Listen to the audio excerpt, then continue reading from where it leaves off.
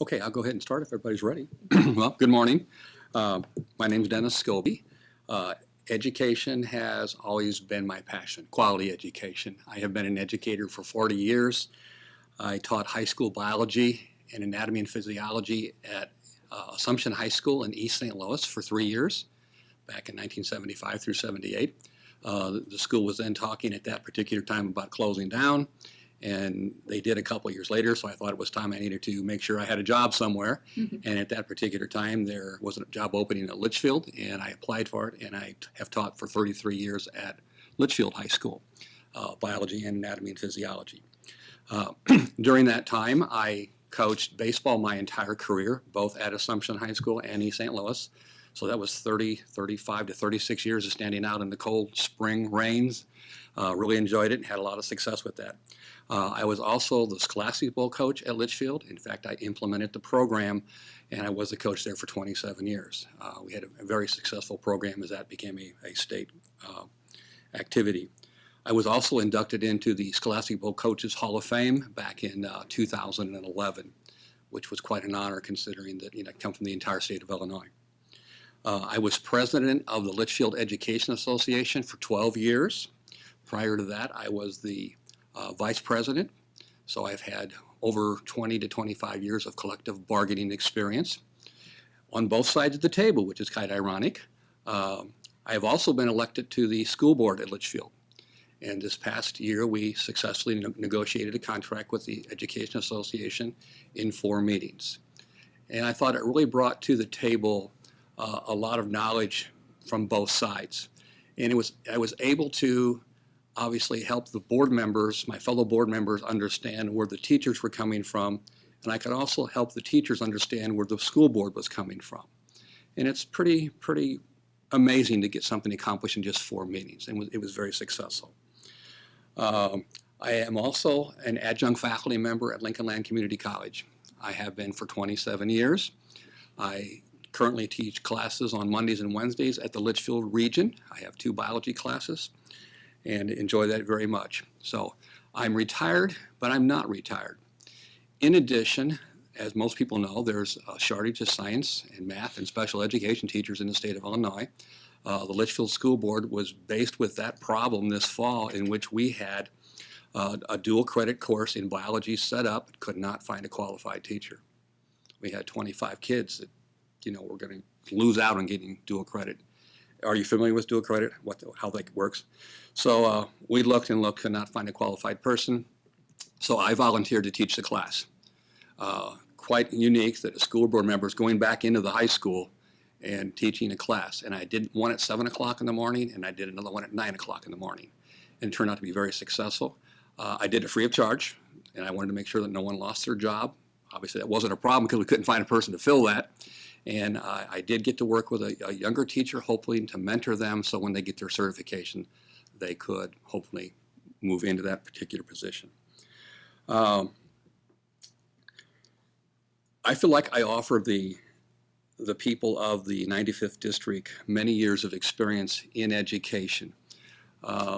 As I have gone around and spoke with many people, the voters feel at this particular time that they're very disconnected from state government and that they're not being heard. I heard that repeatedly as I have walked precincts for the last basically 3 weeks to 4 weeks, and prior to that collecting signatures.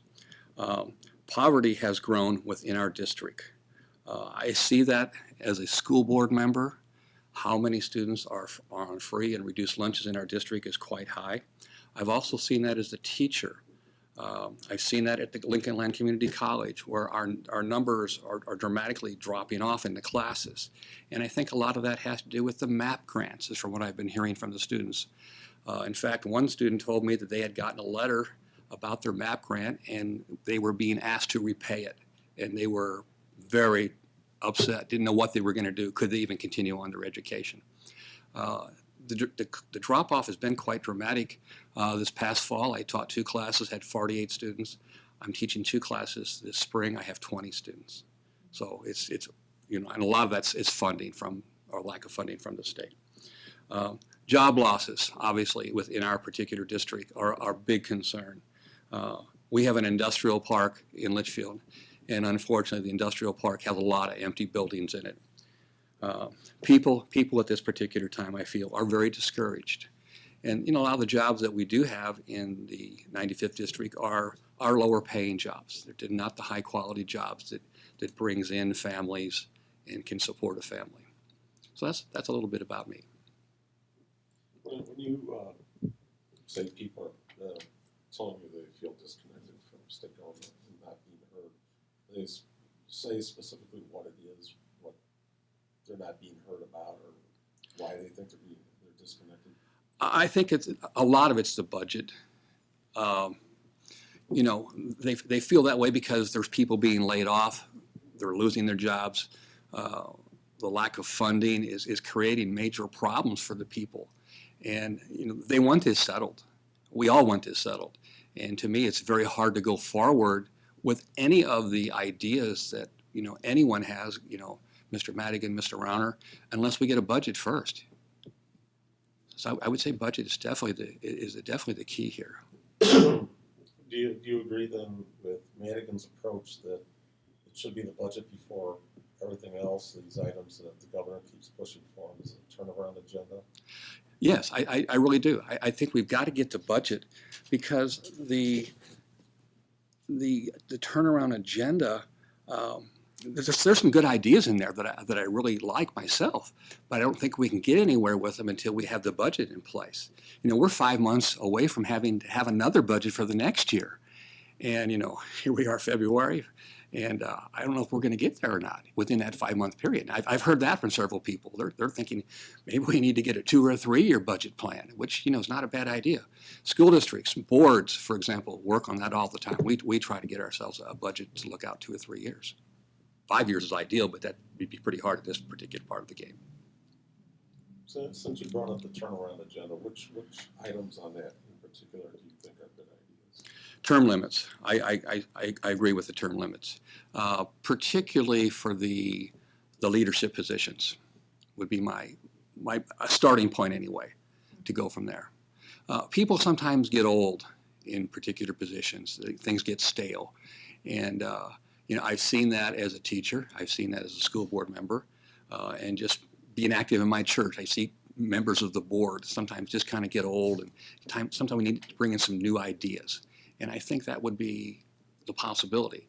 I know that's one of the items on his particular agenda that I do think would fly, because I hear people talking about that. Are there other parts of the turnaround agenda that you favor besides the term limits? I've got the whole pack of it, and I've gone through it, but I haven't really paid that much attention to it simply because I feel we got to get the budget taken care of first. We've got to get the schools funded. That's the one thing. I'll mention that part of it too. Mr. Rauner talks about property tax freeze, and that's, to me, is confusing. How can you freeze the property taxes, but yet at the same time fund the schools, because that's where the primary funding comes from? So I don't know how he can do that. That's where I think we need to get the budget in place and then proceed from there.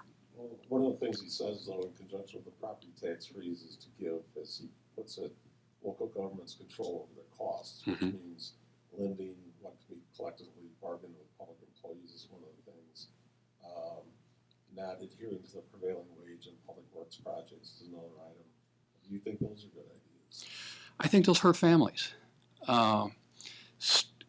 Strong families make strong schools make strong communities. And I feel that's going to hurt families more than it's going to help families. You're running as a Republican. Yes. You realize that you're at odds with the administration on your principles that you just Yes. Yes. I've never been afraid to speak up to what I believe. I've always been independent enough to support what I feel is needed to be done. And I hear that from the people of our community. I've also been very good at, over my many years of 40 years of education, bringing people together to talk to one another, no matter what side of the table you sit on, as I mentioned earlier with the school board and as a former education member. to get people to talk to one another, to bring the voices together and to work out the problems. And, we need to do that. I hear a lot of that from the folks in the 95th District. They want bipartisanship back. We have it at the local level, but we don't seem to have it at the state level. We don't seem to have it at the federal level, is what my folks are telling me. So what is it about the Republican Party that you find attractive? Keeping taxes in check, obviously. I don't want to see any taxes raised. I mean, that would be the absolute last thing I would ever vote for until everything else has been looked at, put out on the table, and thoroughly discussed. And, I know we've made cuts, but the question is, are there more cuts that can be made? And I'm sure there are. I really don't want to go into any specific ones because, I don't have enough of the background to specifically point fingers at individuals because I never do that until I'm well versed in a particular area. But I really think we need to, keep the taxes down. Illinois is taxed very heavily compared to the rest of the country. And, the folks can't afford to keep paying those taxes. But even the governor has said that taxes, higher revenues are probably going to have to be part of a budget solution. He wants to put it off until the turnaround agenda is done. But even he has opened the door for higher taxes. So which higher taxes do you think you could support? Well, we reduced the income tax from the 5% back to the 3.75%, and again, that would probably be a possible starting point, but I'm not sure that's going to solve the entire problem at that particular level. And I've heard both sides talk about that particular area as being a starting point.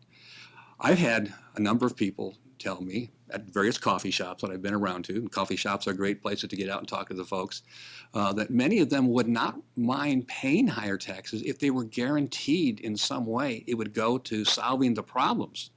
But the biggest thing that fears me and them is that they're afraid we raise taxes and the money goes back into the pool and it goes from this fund to that fund and we're right back where we were started here.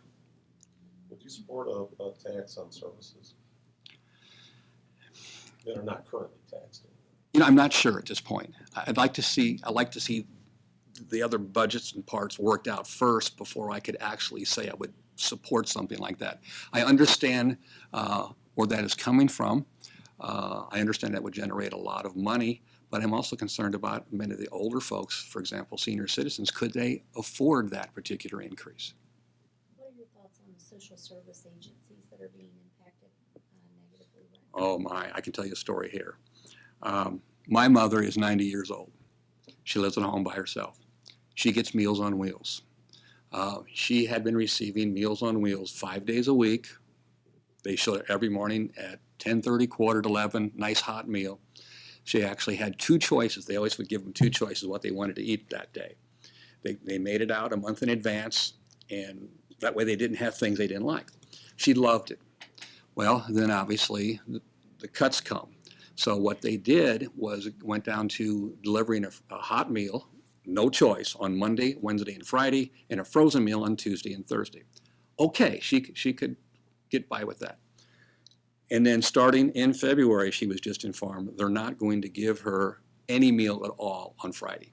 They're just going to deliver meals on Monday and Wednesday, hot meal, and a frozen meal for Tuesday and Thursday, and nothing on Friday. How do you make a 90-year-old lady understand? We're paying for the meals. We volunteered to pay for them because we couldn't afford to pay for them. So it's not like we're just taking the meals. We're paying for them to help out with this problem. But I can't make my mom understand and why this has happened. It just doesn't make sense. I read in the newspapers about the various social services laying off 450, 700 people. That just doesn't make any sense to me. And these are the people, the citizens of Illinois need this help. We need to keep that. And what's happening, obviously, we're at the odds right now. We're staring one another in the face, and it's the people of the state that are getting hurt. As I mentioned earlier, the students, the elderly, those that are disabled, that should not happen. Should not happen.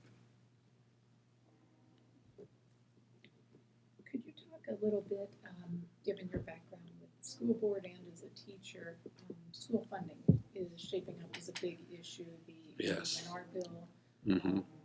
that would address that. Could you give us your take on what needs to happen in that realm of school funding? Yes. In the 95th district, I just have seen last week Taylorville is going to lay off possibly numerous teachers in large classes. There's $670,000, $680,000 in the hole. Gillespie, right next door to Litchfield, is in the same boat. There's $700,000 in the hole. They're going to be having public meetings next week for the folks to come and give their input. Just south of Litchfield, Mount Olive is in the same situation. They're about $300,000 in the hole. Litchfield, we're sitting here on the school board right now trying to decide what we're going to do. We're in a little better shape this year simply because we have, of our 76 teachers, we have 12 of them retiring, and that is going to give us some savings dollars that is going to allow us to survive one more year.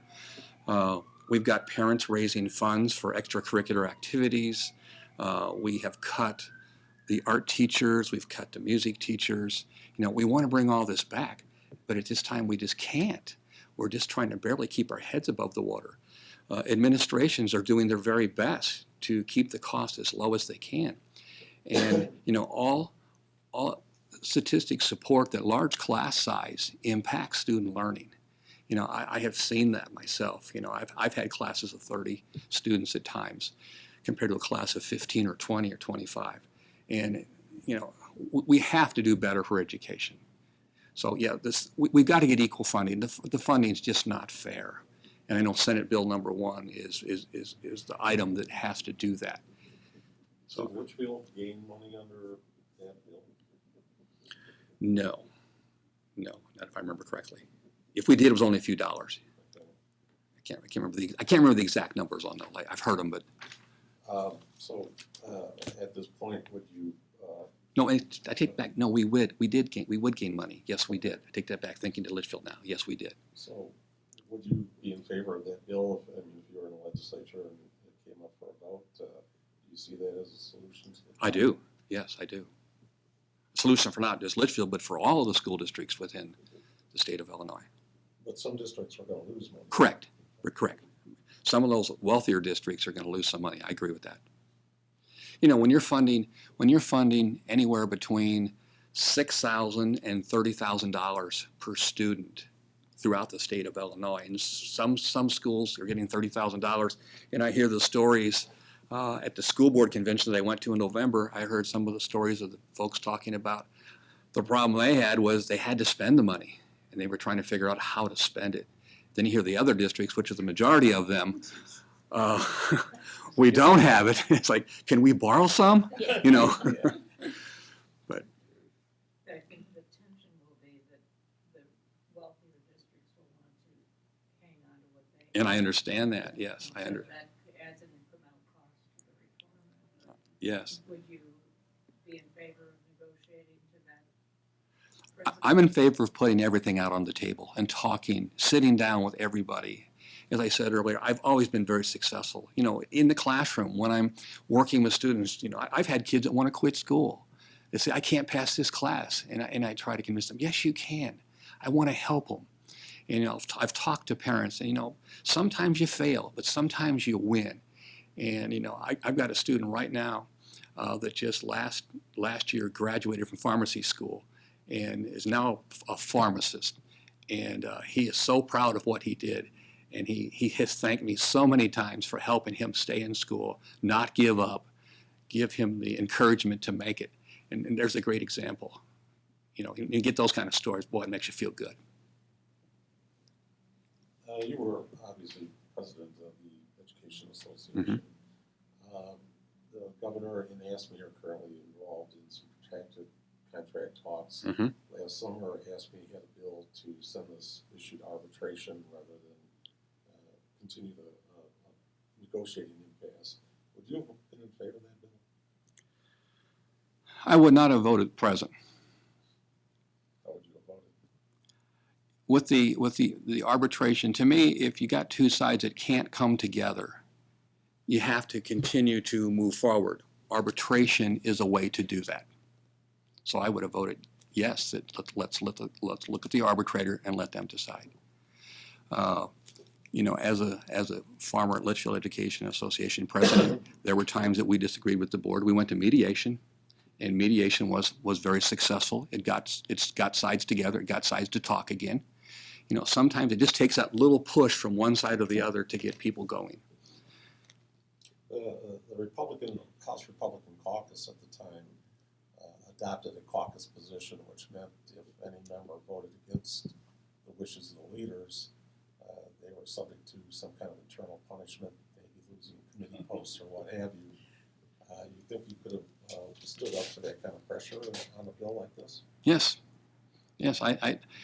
That's the problem we have in the state of Illinois right now.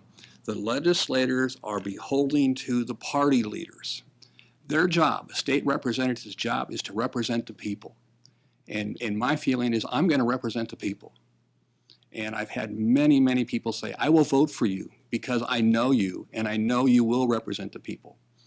You know, just as an example, for me to go from the Education Association president to on the Litchfield School Board and then to be the actual spokesman for the Litchfield School Board, that's kind of impressive when you think about it. The school board members say, Dennis, we want you to be our spokesperson as you talk to the teachers.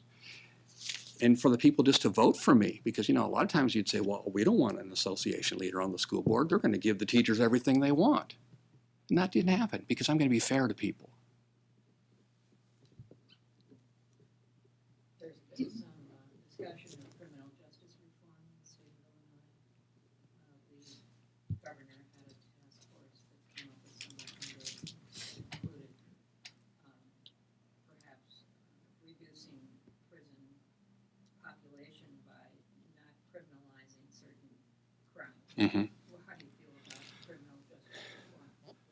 That bothers me personally in terms of releasing prisoners. You know, but again, but I don't know exactly who they're going to release and why they're going to release them. If I know more about whom they are and why they're releasing them, I could give a better answer to that. So I really don't want to say yes or no because I'm not sure whom they're specifically talking about. What about decriminalizing small amounts of marijuana or other things that tend to cause large population increases in the prison system? I'm- That's one of the recommendations. I think you're right, yes. I'm against decriminalization of marijuana. I have seen many, many students in the high school that have been involved in the use of marijuana. I remember years ago, we had an open campus, and we had, the kids could leave at lunchtime and come back. We had a student left, went out, smoked marijuana, came back to the wood shop class and cut his fingers off. So, I mean, I just can't accept that. One of my personal friends is a doctor, is a physician, and I've talked to him about this. And I said, is there any medical evidence that supports marijuana as being able to help people? And he has told me repeatedly that there's really no medical evidence to really support that. So you would be against expanding the ailments that you can use medical marijuana for? at this time, unless there's medical evidence to support that. Have you ever been to a prison, sir? Yes, yes. Which one? Hillsborough. Is that a medium security? Medium to lower security, yes. Mhm. Continuing kind of on the criminal thing, there have been some additional bills introduced this year about expanding the use of concealed carry. You can carry them in rest stops under one bill, on buses and trains under another bill. Would you be in favor of those? You know, I support the conceal and carry as long as the folks have had the proper training. I also understand why some establishments do not want them in their establishment. I'm still, at this particular time, undecided on all of those. Again, I'd like to see more of what the legislation would say before I would vote yes or no. Any other changes to concealed carry law that you think are necessary, either as far as training or the permitting process itself? Or? I think the training and the permitting has been adequate from what I have understood. I have not heard anything negative personally from anyone. I do know folks that do carry, and I also know folks that carry and have their permits that are very good people. And I just hope that none of this comes back in the future to cause problems. You know, I would be concerned about carrying, with a permit, carrying a gun, for example, into a tavern or a bar. That bothers me, because even when we have a great person, sometimes things happen that are out of their control. So that bothers me there a little bit. Arming teachers, Pardon? how about arming teachers? No way. No way. It was, you know. I know. The teachers and I know hundreds of teachers. They don't want to be armed, and if they were arming some of these teachers, it would scare me as much as I think it would scare them. But they don't want to be armed. The people that I've talked to. Are you a full card holder? Or Yes, I am. Yes, I am. What about a concealed carry? No, I am not.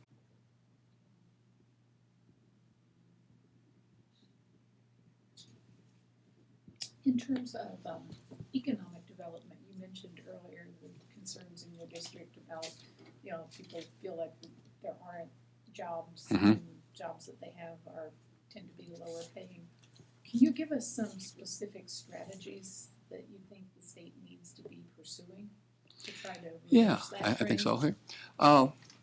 You know, what happened a few years back, we used to have vocational classes in the schools, and those slowly disappeared. You know, we had a metal class, we had a drafting class, we had a wood class, we had an electric class, we had a home building class, and those all disappeared because suddenly those weren't good enough. Everybody needed to go to college. And suddenly you're forcing kids into classes that didn't want to go to college. I mean, they would be good at building a home. They would be good at working on a computer for drafting. And those courses were taken away because they had to have this, this, and this in order to get enough knowledge to pass the test, to make the school look good. We need to bring those back. You know, I have, when I ran for school board, that was one of the things some parents said, we need vocational courses back. Now, I know we have vocational centers, we have career centers, we have one here in Springfield. But if you get down, you know, south in the Litchfield area, you're 40, 45 miles away. And that makes it very difficult for a student to obviously drive up, drive back, because they're only there for half a day. So I think we need to bring those back. I know welders, I hear welders are in short supply. You know, if we had welding classes back in the schools that we used to have, start that apprenticeship program to get these kids to move into these programs, that will bring back jobs that are good paying jobs. I know Gillespie School District, next door, our neighbor, has a carpentry program they're just starting up with the carpenters associations. And I'm interested in looking at that. It all ties back to education. I mean, there's good jobs in plumbing, there's good jobs in heating and cooling, there's good jobs in welding. You don't have to go to a four-year college to get a good job in that particular field. So if we can get those back in our schools, again, that's going to take funding. It's going to get kids who are not interested in going to college back interested into school. They perhaps won't drop out, won't end up in jail or getting arrested for who knows what, but have a chance. We used to have a program at our school about 30 years ago in which the kids could go out and work with the employers. And it was very successful. We had kids going out and learning how to run backhoes. We had young ladies going to a bank and learning how to work at a bank, you know, not just collecting money, but the bookwork and everything else in it. And that has all disappeared now. And we need that back. So you feel one of the big issues with not having jobs is that employers can't find skilled Oh, I know it workers? is. I know it is. I see signs all the time, help wanted. And, you know, I know a lot of the folks, and I say, what's the problem? I can't find a qualified person. And the other fact is that you got to get people to come to work. And a lot of that goes back to school. Well, if you went to school and you never came to school because you were bored or didn't like it, and when you get out of school, what happens? They tend to stay in those particular patterns when they're adults, and they tend not to come to work. There's some jobs out there, but we got to get qualified people for them.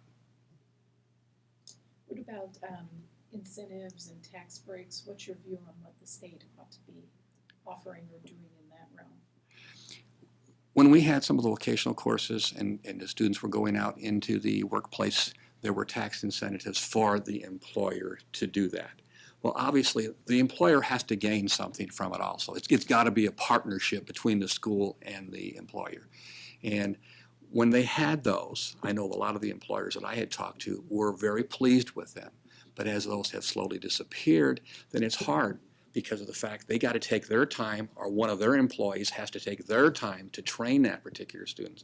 So yeah, I think we need the incentives to get the employers to bring these people into their workplace and utilize them. You know, I know one young lady that went into a local bank as a senior in high school and was in the work development classes and stayed and worked there for about 25 years. What a plus to have that opportunity right out of high school. Didn't go to college, but ended up advancing through the system within the bank. When you're talking to these businesses, are they complaining about workers' comp costs as a detriment to the business? Or I have not heard that, personally. I have not heard that. what about tort reform and some of the other things that are being pushed as being able to help business? Yes, I've heard some of the tort reform that is of interest. I know the Pioneer Seed Company came to the Litchfield School Board here this past fall. They wanted to expand the Pioneer plant right on Interstate 55. And the good thing about that is everyone was agreeable to it because it brought some more jobs. And it was just a 5-year tax break, and then the amount of taxes they were going to pay would be very beneficial to the entire community and county.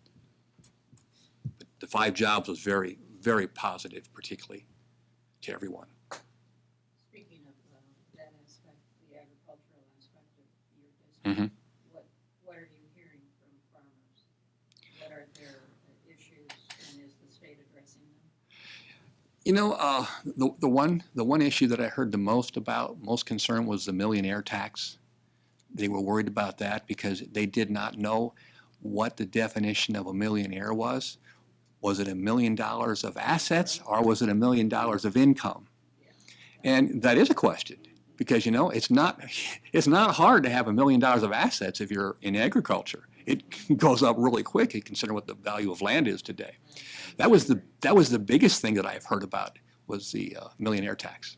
But I haven't heard the millionaire tax being talked about recently, certainly last year. I don't know anybody who has enough money to be concerned about it. Yeah. Well, as I had mentioned, I said, well, I would look at it, have to be $1 million in income, obviously, and most of them said, well, then that's not a problem. Views on abortion. I'm pro-life. Let me add a little something here too. I didn't mention it. My wife is also a retired special education teacher. I have 2 daughters that are adopted. They are adopted from South Korea. So if you see our family picture and you see these 2 Asian children with these 2 Caucasian individuals, you say, wait a minute, how can those be your children? So I always mention that. So obviously adoption has been very good to us. In fact, I was also on the board of the South Central Adoptive Parents Association. We started a group back about 25 years ago to help other couples adopt children, both locally and international adoptions.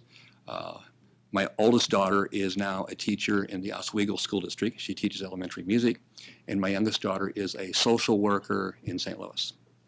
So I'm obviously pro-life. Under all circumstances? Except for incest and rape, and perhaps the health of the mother. I would support those. With the campaign, or when the seat became vacant, were you one of the people who applied? No, I was Were you not. considered? No, I was. There were 10 people that applied for the seat, and of those 10 people, there were some really good people. I knew about half of them personally. You know, we had a superintendent of schools, we had a pharmacist, we had various business folks. And I remember when this happened, I went out to the local coffee shop that morning, and one of my friends said, well, did you hear who our new state representative is? And I made a guess, and they said no, and I made another guess, and they said no. And they kind of went down the list, and I said, I give up, and then they told me. You know, I was astonished at what happened in terms of the lack of experience of the person that was put into that particular position. And that's the concern that a lot of folks of the district have. Does this individual, who I have met 4 or 5 times, very nice young lady, I can't say anything about her. If she were my daughter, I'd be very proud of her. But I'm not sure she has the life experiences that are necessary to fight for the people of the 95th district. And I think that's what this race is going to actually turn into, experience. Who has more experience in life? I've got my 40 plus years in education. I've paid taxes, I've raised a family. The other 2 opponents, I don't think can say that. Has Bourne done something or failed to do something that you think illustrates her lack of experience? I look back at, I've taught close to 5,000 students over my 40-year career. And I've had kids that have ACT scores of 9 and kids that have ACT scores of 36, perfect scores. And I can honestly say that I don't think any one of those students, no matter how good of a student they were prepared and mature enough at that youthful age to make decisions that they have to make for pensions, for retirement, for the elderly, that I just think are out of the normal realm of a youthful person in their early 20s. As long as you brought up pensions, how do you feel about the plan that Fullerton has advanced and apparently the governor is now sending out to you? I think we need to get all the sides together again, talk about this, but my first point would be, I think we need to re-amortize the pensions. We've got it set at 30 years. Take it out to 43, take it out to 45 years. If you owned a house and you were unable to make your payments, you'd go back to the bank and you'd say, can we renegotiate this? Right now, the pension system is set up that as we go deeper into it, it looks like a ski slope in terms of it's coming down. The amount of pension dollars that's going to be owed just continues to get bigger and bigger and bigger. That's not going to solve the problem. We're still going to have to do something with it. So I think we need to look at it and re-amortize it. Would be a first starting point and go from there. Do you think that would ultimately be sufficient to bring the cost down to a manageable level? It would bring it down. More would still have to be done. And at this particular time, I'm not sure which direction I would support going until I would see the amortization, first of all.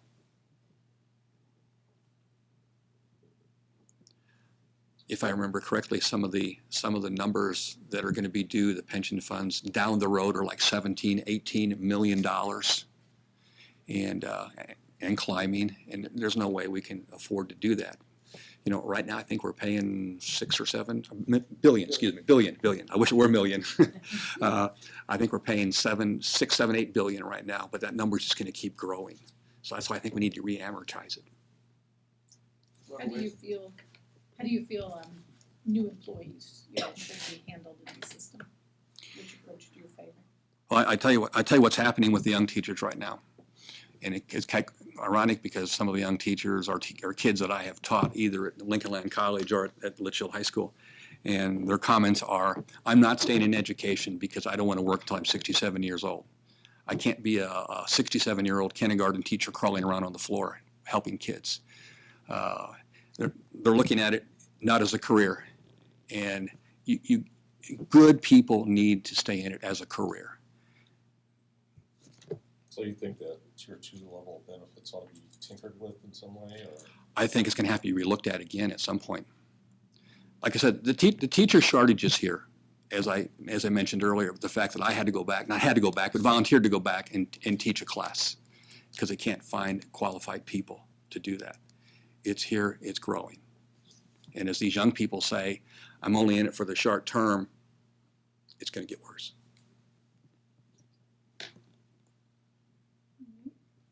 We are almost out of time, so any last questions? I don't know, I hope I'm not going over ground already. Whoever wins this primary will have to take on Mr. Mathis, apparently. Just how do you match up against him? Do you see the district as Democratic or Republican? Where is that? And I know he was the mayor of Gillespie, et cetera, and the circuit clerk. I think whoever runs up winning this election and going to get, it's going to be a very tough election on both sides. It's going to be very competitive, is how I look at it. It's not going to be a walk away either way.